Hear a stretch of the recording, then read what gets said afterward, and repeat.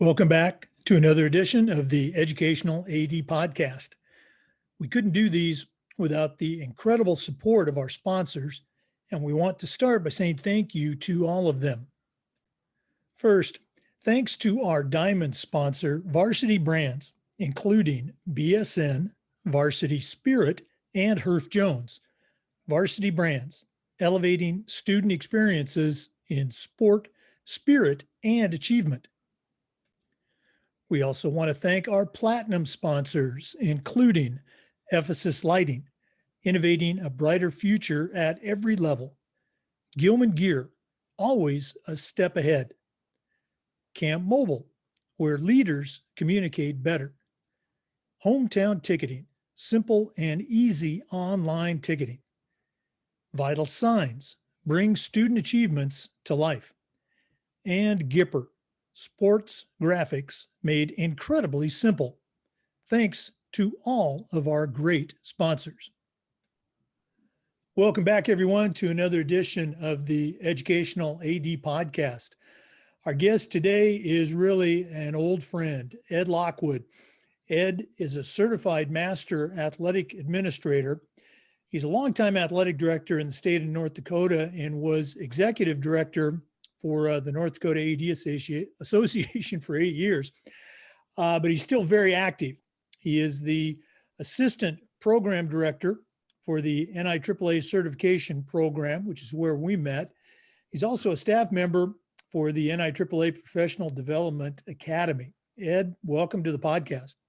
Wow, what a wonderful opportunity to spend some time visiting with a good friend and sharing some thoughts. Well, we're certainly glad to have you. As you know, these days, the life of an athletic director is very busy, so we're going to jump right into it. We always like to let our listeners have a chance to get to know our guests. So tell us a little bit about yourself, where you grew up, where you went to school, maybe how your love of sports led to this career in athletic administration. Well, I have a really storied background in terms of being around in a lot of different schools and being involved as kind of a transient person all my life. I grew up in New York, out in Long Island, then spent time in Wyoming, and then eventually in North Dakota.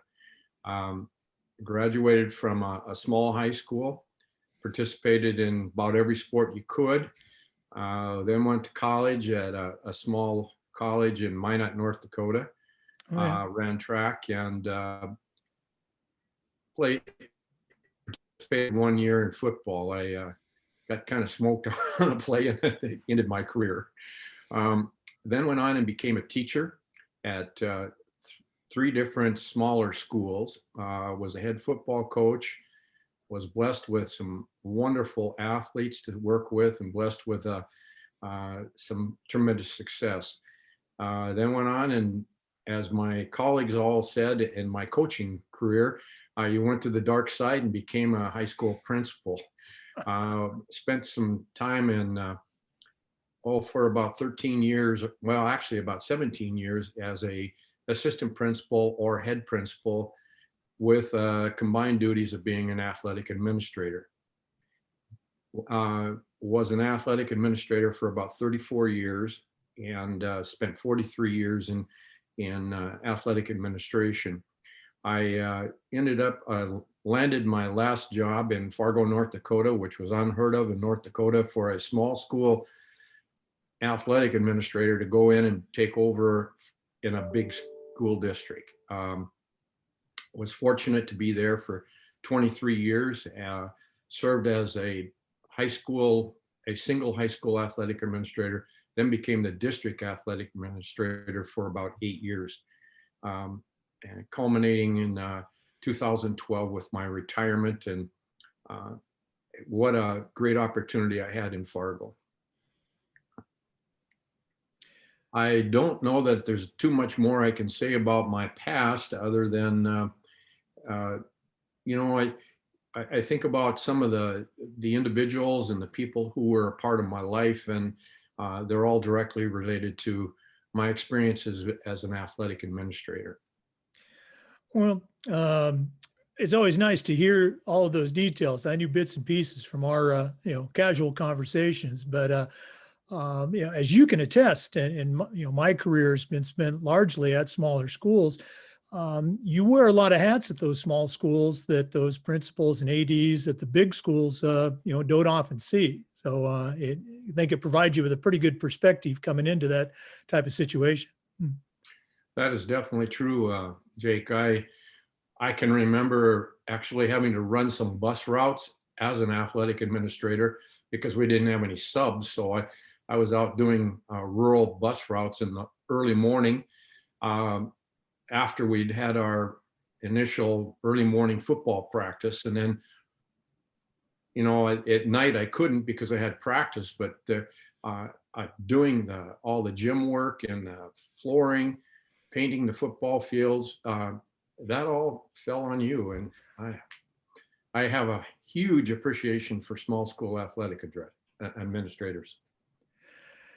You started to talk a little bit about some of the mentors in your life. And in our business, leadership and mentorship is just so critical. Who were some of those mentors that you had, either coaches growing up or maybe people that you worked with or worked for? The expression I like to use is, I still hear those voices in my head when I'm talking to coaches or kids or sometimes parents. Yeah, I can honestly relate to that. I was fortunate enough to have some outstanding coaches in high school, and also unfortunate enough to have one that was very old school and was one that actually made me want to become a coach because I could see everything he was doing was wrong. It wasn't the right way to approach coaching. And I'm not going to go into detail some of the things he did, but it was at least I learned what I didn't want to do. And sometimes you have to do that. You have to figure out, why is it you're going to do this? And then if you're going to do it, what are some of the things that are causing you to maybe not want to do it? And that really helped me. I'm telling you.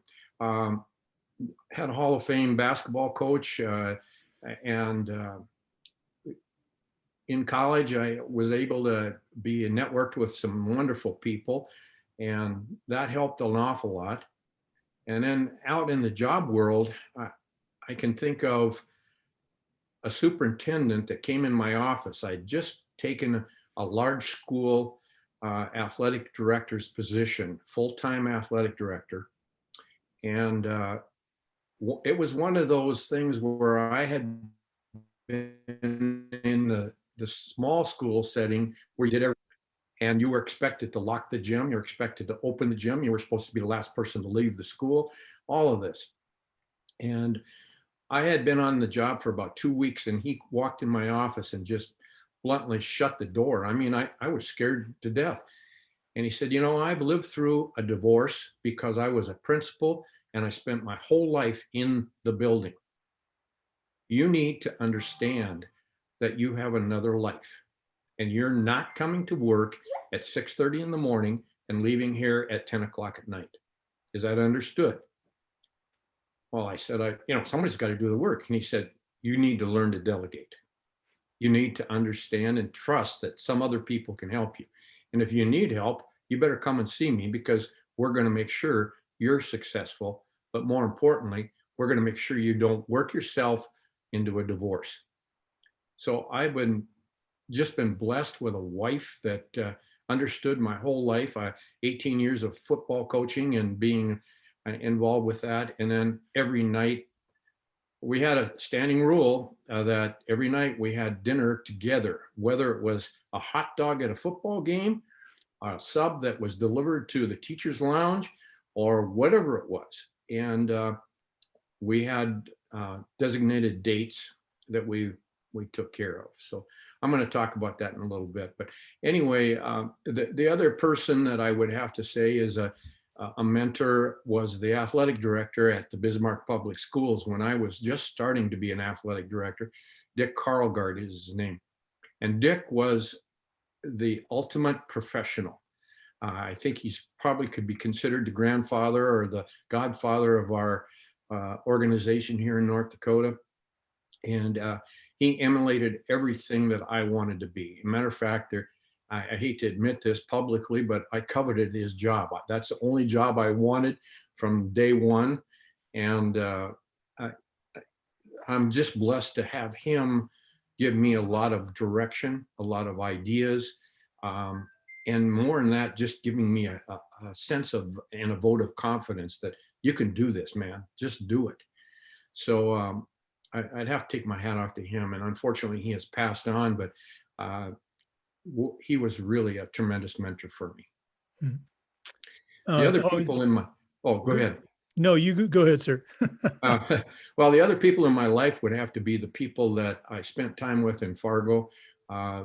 My principal, he grew up in New Jersey and New York, and we made a great connection right away. And he taught me a lot about understanding the larger school system, and then some colleagues that I had there. And when I was my last years as district athletic director, I tell you, I can't be more blessed with having 6 building athletic directors that just worked their tails off, and it was fun. It was really fun to work with them. So that's people that probably influenced my life and made me kind of what I am today. It's always great to hear those stories, and it's just a reminder to all of us that we don't get here on our own. There's those people that were helping us, pushing us, sometimes knocking some sense into us along the journey. Right? Yeah.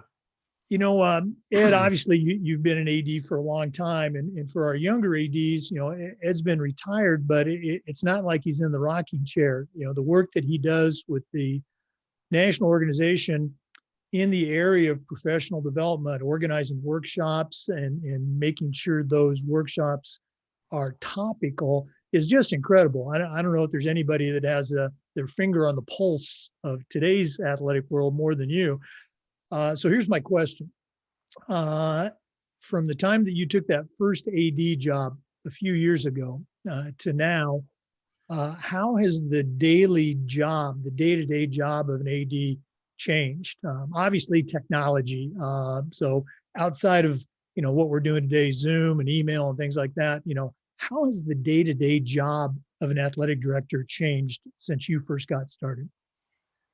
Well, when I got started, we had a red calendar, a book, and was the Bible. And we had several manuals or policies that we followed.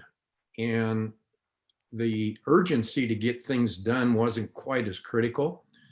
Today, with social media and with all the other electronic avenues that are available to an athletic administrator, it seems like things need to be done quicker. They need to be done in a more open and I'm not saying that we were clandestine or something like that and held all of our policies secret, but it wasn't that we were held accountable, but not immediately. It was like we had some time to process things. Today, it just seems like whatever the hottest moment is, you've got to come up with a solution. I feel like if you were in my time frame way back, you could go in and run a couple problems off the head of the school, or you could get a couple colleagues and talk. But it seems like now an issue is dumped on your desk and everyone wants an immediate answer right now. And unfortunately, sometimes those answers lead to some mistakes or misunderstanding. Communication is way more critical today than it was back in the 70s when I started, the early 70s, late 60s.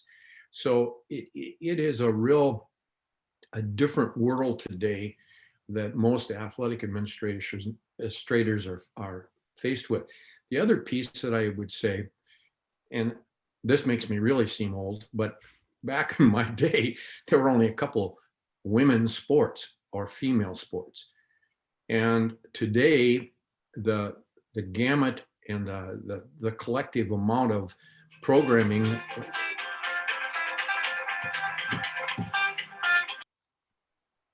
Okay, and the collective amount of sports that an individual athletic administrator has to deal with today is just monumental in terms of how many sports you have, how many people you're trying to help with this and coach. I always have believed in the fact that you need to spend time with coaches, you need to coach coaches. Feedback is the breakfast of all champions, and you need to provide some really good, constructive, and positive feedback to all those coaches. So I find that as a real dilemma for most athletic administrators. In our state, a lot of our athletic administrators also have to have a dual job where they're an assistant principal and so forth. And so to balance all of that out, I can't even fathom how they do it. Back in my days when I was at Fargo South, they asked me to supervise 32 teachers do their 3 or 4 annual evaluations. Plus I had nearly 65 athletic personnel that I had to deal with. And, on a budget that, you had to prepare every year and so forth. And I often thought to myself, I don't even think the head principal had that much work to do. But that's the kinds of things that have changed. And unfortunately, for some school districts with finances the way they are, we find more and more athletic administrators having to wear more than one hat. They have to wear 3 or 4 hats sometimes. So that's the difference I see today in terms of how you look at where it was in 1970 versus 2020. Oh, no question. And just even talking about sports, I was back in high school, as a student in those early mid 70s, and girls sports were just starting to appear at our high school. But even the number of boys sports, back then there was no soccer, there was no lacrosse. And now those are huge programs, as well as all the girls sports. So, I mean, it's a good thing, but obviously more challenging for athletic directors. Next question. With your work of certification, you are privileged to see some outstanding new programs through the presentation of the CMAA projects, both written and oral. And so without, naming names or schools, what are some of the really interesting, really good new ideas, new projects that you have seen? Because again, we build this podcast as sharing best practices. So what's some of the good ones that you've seen in the last, couple of years? Wow, there's so many.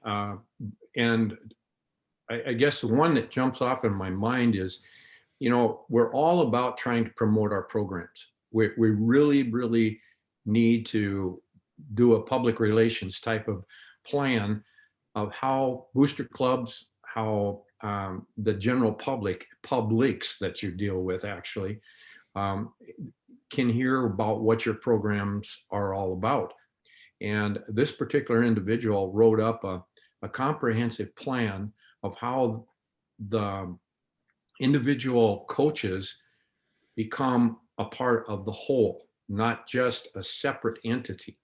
So that, what he was dealing with was satellite booster clubs all the time. And, there are 2 issues with satellite booster clubs. One is you could have the haves and the have-nots. You also have a gender issue. And so what you want to be able to say to these booster clubs that are satellites is what's the best for our school? What's the best for our athletic program? Not just what's best for football, what's best for girls basketball or whatever it would be. And so he wrote a plan up, and I haven't had a chance to visit with the person much, but I did see him at the National a year ago. And I had a chance to visit with him and see how things were going. And he said that things are really progressing to where the school is united. And I'm not going to say his name or the school or anything here because I don't think it'd be fair to him. I haven't asked his permission. But that's one that I would really, really say that I was just overwhelmed with the amount of detail and the buy-in he got from his school. There are all kinds of CMAA projects that have come in. Some have dealt with revising how they electronically send out information, which I thought was really an eye-opener for me. Being 8 years out from being an active AD, you don't think of social media as critical as it is today. Matter of fact, in my last years, we were kind of discouraging coaches from using electronics too much because it can be misconstrued as the possibility of harassment or all kinds of things if you don't say the right things, or they could be misinterpreted. So we were trying to discourage it. And today, I can't think of hardly a school district that doesn't have a Facebook page or some kind of electronic social media that they're just throwing out all kinds of information, whether it's a calendar, an announcement that practices are canceled or whatever. And a lot of the small schools in North Dakota, that's what they've gone totally to that. They've just asked all patrons and all athletic participants to be a member of these pages or this social media, and that's where all the electronic information goes out. So that CMA project was really an eye-opener for me. I could talk for hours about this, so I'll just let it go at that. But I just want to encourage your listeners to understand there isn't a bad project, and most every one of our athletic administrators who are CAA seeking their CMAA could easily write up or present orally a project or an idea that they are trying to implement. And that would be more than sufficient to become a part of the CMAA world. And so I would really, as a closing comment to that, I would really encourage all those individuals to seek that classification and certification. Oh, I appreciate you sharing that. And what I do in Florida for our athletic directors is I tell them flat out, you're already doing something at your school with your kids, your coaches, your teams, your parents. That would make a great CMAA project. You just have to organize your thoughts and then present it either, in written form or the new oral presentation. So also one more pitch, since Ed and I are both on certification, you can go to the NIAAA website. And there is a log of let's say excellent CMAA projects available that you can actually look at and get some ideas from. Let's go and shift gears a little bit, Ed. Let's talk about COVID. It certainly had an impact on athletics across the country. We've seen a variety of responses to it. Some states have gone right ahead, business as usual. Other states have canceled seasons or moved the seasons around. Football gets moved to the spring and baseball to the fall. Here in Florida, we delayed for 1 month and then resumed, our fall sports calendar. But we still have schools, and for our listeners, we're recording this in early October. We still have schools in Florida that are just now getting back on campus for school and sports. So we know it's been different. So Ed, my question is, what's happening right now in North Dakota as far as return to school as well as athletics? Well, we have a, a different dynamic in North Dakota than a lot of states, but I think the rural aspect of our state really makes for two different worlds of education and activities. Number one, we have high schools with only 100 kids in it, and or less. And those schools are obviously going full time. And they have clustered their students into groups and tried to keep them in those groups, whether it's by grade or by class. And they're doing a lot of the screening like you would find in any other school, but they have been going full time. And we're we're seeing a moderate amount of success in these students being able to stay in school. The larger communities that have 3 or 4 high schools or more, they are in a situation where they're doing hybrids. And some of them have gone, like in Fargo, there was a increased amount of number of COVIDs in that county. So we have a color code, and when they got to yellow, that meant that we had to go to stay at home or virtual school. And it has divided our state, because there are people who live in the big towns who are looking at the kids in a small town, and those kids are, it's business as usual. It's a normal school day. It's a normal activity day. We also had in the color coding the number of people who could actually attend an athletic event. At first, it started with 50% of the capacity of the stadium or the gymnasium. Then it started with only 250. It was downgraded to 250. Well, if you go to a small community, 250 is a normal crowd. You know, that's about what you would find at a volleyball match or at a football game. So it's been a really difficult situation for school administrators, because as soon as they make the decision, they're wrong.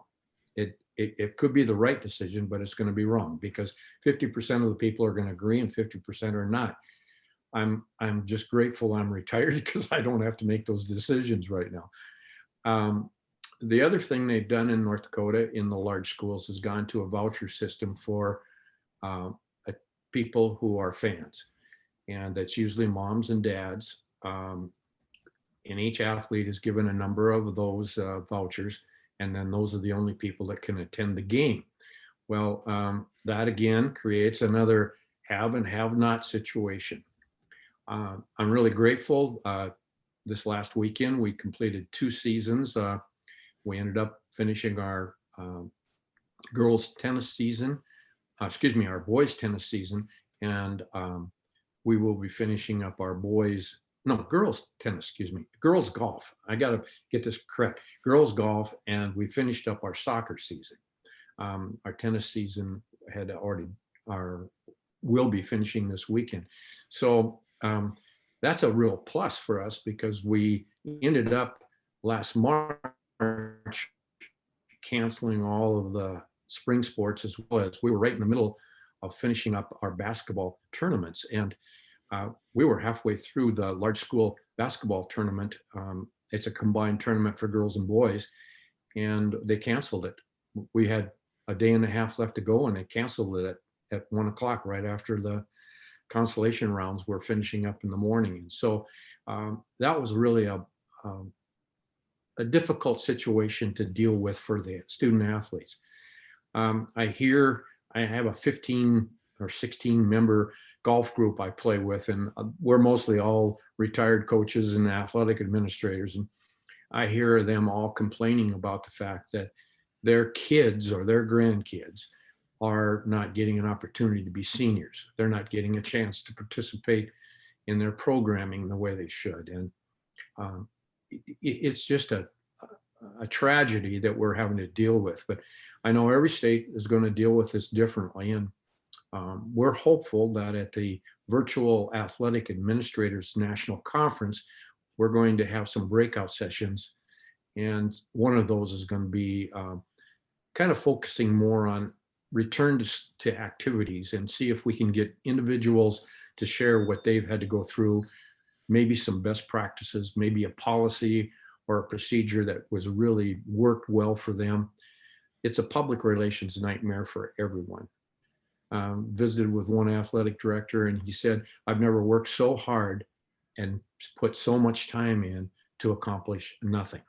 And it's the truth. I mean, you just, how can you plan and plan and plan, and then an hour later they call and say, no, it's off.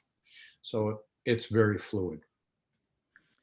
No, I can certainly agree with that. It's been a crazy time. I had a good friend I went to college with, and we still in touch, but about a year ago, or not a year ago, last spring, he was saying, boy, you must be, taking it easy, all those Zoom conferences. And I just said, like, they're exhausting. Okay. Because it's, you're working hard in a different way. So hopefully things will continue to improve, not just in North Dakota, but, the rest of the country. Ed, one thing that we've been asking our ADs since we started this kind of relates to the idea of, these social awareness, social justice issues, the events of last spring in Minneapolis and Atlanta, and then, just recently in Wisconsin.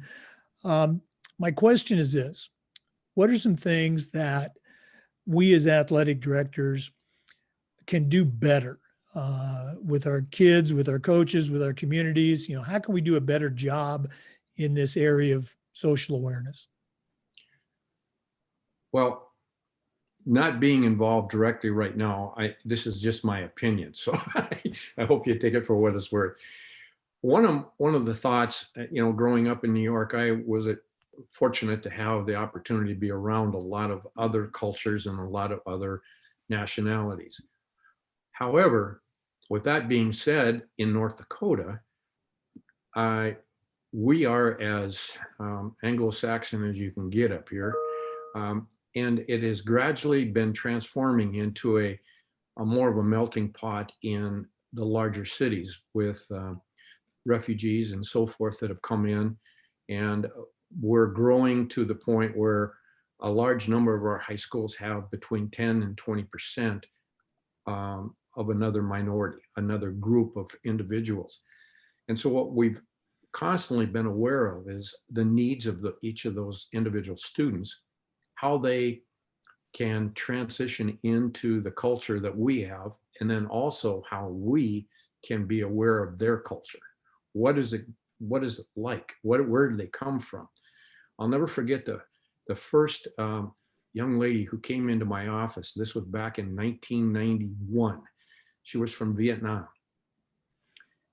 She didn't know how to speak English very well. She didn't understand what we were trying to do. She couldn't read or write. She was educationally deficient, not illiterate in terms of how she would be in Vietnam. She understood what was going on in Vietnam, but she didn't understand America. This young lady went to a home ec class and, without even having a pattern or anything, designed a coat and sewed it. Well, I was just overwhelmed by this. And so I went and talked to the teacher, and what's going on? And she said, this girl is absolutely talented beyond what I can even teach her. So I talked to her, and we had an interpreter, and she was picking up some of what I was saying. Here I find out she had spent, since she was 12 years old, in a sweatshop, learning how to make, and making clothing. Well, that's what we need to do as athletic administrators. We need to get down and talk to the kids, find out what's going on. Why are they feeling the way they're feeling? What is it that we can do to understand their culture and the dilemmas that they go through on a day-to-day basis? I choose not to make this a political piece in my life. I don't think I am anywhat biased or prejudiced towards any nationality. Some really close friends of mine are from other cultures, including Native American. So it's a matter of just understanding where they are, and then how does that fit within your own team, your own culture in your athletic program. Sometimes we're not aware, being not in their world, so to speak. We're not aware of what they actually are perceiving, what's being said. Sometimes it's subliminal that we say something and it's taken just a whole different way. And so we need to be aware of that. And we also need to be more open-minded in terms of inviting them to become a part of the programs. Let them understand that they're welcome. They're a piece of the whole puzzle that we're trying to build. We're trying to build young people into great citizens. And athletic participation is one way to do that. We're all in it in athletics for the betterment of the team, the betterment of the whole, not just the individual. And that's a lesson that sometimes in a classroom doesn't get transitioned at all. You're lucky if it does. But in athletics, we have that opportunity. So that's what I would say we could do different. Oh, well, I really appreciate you sharing that. I think it's spot on. Well, Ed, this has just been wonderful. Again, we get to see each other a couple times a year, but it's always fun to spend more time, but we're not quite done. We always like to wrap up with what we call the athletic director's toolbox. Now, you're certainly an experienced, wise athletic director with lots of tools in your toolbox. But right now, I'm going to challenge you to send out a brand new AD, but I'm only going to let you put 3 items in their toolbox. What 3 things are going to go in Ed Lockwood's athletic director toolbox? Well, the first thing that I would definitely recommend, and if they don't have one, is to make sure you have a written policy manual of some sort that you can fall back on and stay consistent with what you're expecting, as well as what the outcomes should be. So that, to me, if you don't have it, then you need to sit down with your school board, your school administrators, and start to develop something that allows you to have a foundation to stand on. You're going to make decisions. Well, why did you make those decisions? And were they consistent with what the policies of the school district and the culture of the community will accept? And if they're not, you're going to really be in a bad spot. Second thing I would probably want in that toolbox is them to have an awareness that they have other people in their life they need to share their life with. So learn to communicate well with your family. If you're married and have children, be sure that you allocate time. I've always been a believer in quality, not quantity of time. The quality of time should be one that is uninterrupted. It's something that you're going to do. My late wife had a standing rule.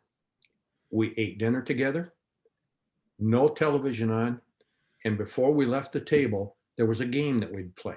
Maybe it was dominoes, maybe a puzzle, or checkers, whatever.